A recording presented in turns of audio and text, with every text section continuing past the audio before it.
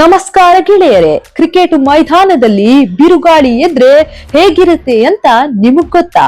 ಅದನ್ನೇ ಇವತ್ತು West Indies ನ ಸ್ಫೋಟಕ ಬ್ಯಾಟರ್ ನಿಕೋಲಸ್ ಪೂರನ್ ಅಮೆರಿಕಾದ ಮೈದಾನದಲ್ಲಿ ಮಾಡಿ ತೋರಿಸಿದ್ದಾರೆ.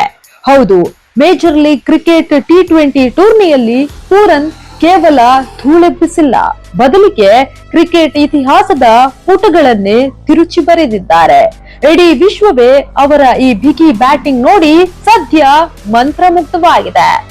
ಓಕ್ಲಾಂಡ್ ನಲ್ಲಿ ನಡೆದ ಈ ಹೈ ವೋಲ್ಟೇಜ್ ಎಲಿಮಿನೇಟರ್ ಪಂದ್ಯದಲ್ಲಿ ಎಂಐ ನ್ಯೂಯಾರ್ಕ್ ಹಾಗೂ ವಾಷಿಂಗ್ಟನ್ ಫ್ರೀಡಂ ತಂಡಗಳು ಮುಖಾಮುಖಿಯಾಗಿದ್ವು. ಟಾಸ್ ಗೆದ್ದ ವಾಷಿಂಗ್ಟನ್ ಫ್ರೀಡಂ ತಂಡದ ನಾಯಕ ಸ್ಟೀವ್ ಸ್ಮಿತ್ ಮೊದಲು ಬೌಲಿಂಗ್ ಆಯ್ದುಕೊಂಡರು. ಮೊದಲು ಬ್ಯಾಟಿಂಗ್ ಮಾಡಲು ಬಂದ ಎಂಐ ನ್ಯೂಯಾರ್ಕ್ ಆರಂಭದಲ್ಲೇ ಅಬ್ಬರಿಸಲು ಶುರು ಮಾಡಿತು.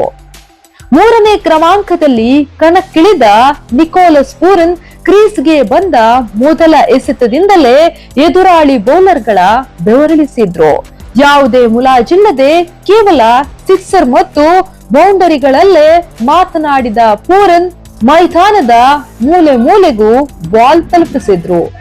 ನೋಡ್ತಾ ಇದ್ದಂಗೆ ಕೇವಲ 31 ಎಸೆತಗಳಲ್ಲಿ ಗಡಿಯನ್ನ ದಾಟಿದ್ರು. ಇದಕ್ಕೂ ಮುನ್ನ ಈ ವೇಗದ ಶತಕದ ದಾಖಲೆ ಯಾರ ಹೆಸರಿನಲ್ಲಿತ್ತು ಗೊತ್ತಾ? ನ್ಯೂಜಿಲೆಂಡ್ ನ ಫಿನ್ ಅಲೆನ್ ಹೆಸರಿನಲ್ಲಿ. 2025ರ ಸೀಸನ್ ನಲ್ಲಿ ಸ್ಯಾನ್ ಫ್ರಾನ್ಸಿಸ್ಕೋ ಯೂನಿಕಾರ್ನ್ಸ್ ಪರ ಆಡಿದ್ದ ಫಿನ್ ಅಲೆನ್ ಇದೇ ವಾಷಿಂಗ್ಟನ್ ಫ್ರೀಡಂ ವಿರುದ್ಧ 34 ಎಸೆತಗಳಲ್ಲಿ ಶತಕ ಸಿಡಿಸಿದ್ರು. ಆದ್ರೆ ಇಂದು ಪೂರನ್ ಆ ದಾಖಲೆಯನ್ನ ಧೂಳಿಪಟ ಮಾಡಿದ್ದಾರೆ.